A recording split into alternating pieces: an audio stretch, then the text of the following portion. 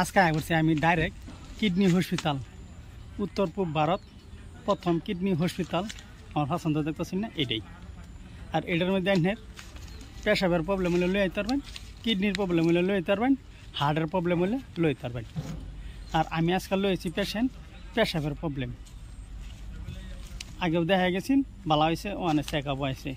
আর আনহাগর যদি এই বেমার কি হইল তো এটার মধ্যে আইতারে গুয়াহাটি সোনাপুর নগাবর থেকে আইলে টোলগেটটা পার হয়ে লেফট সাইডে একটা বিরাট বড় সাইনবোর্ড আছে, সাইনবোর্ডের ভিতরে ঢুকে এই হসপিটালটা পাইবেন। আর আজকাল কিডনির স্ট্রং, পেশাবের প্রবলেম আর হার্টের প্রবলেম এটি আজকাল বহুত বেশি। আর এই প্রবলেমটি কে লেগে জানেন, এনারা এক্সারসাইজ করুন না যান, এ লেগে এই প্রবলেমটি বেশি। তা আইনারা যদি এনে কেউ আইন তো ফোন নম্বর আছে, যোগাযোগ করে আইতার বাইন কোন ছাড় কোন বালাবো কী কথা কোন দিন না বো।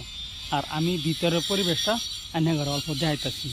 আর ফোন নম্বরটা ভিডিওর লাস্টে দেখাইতেছি। ভিডিওটা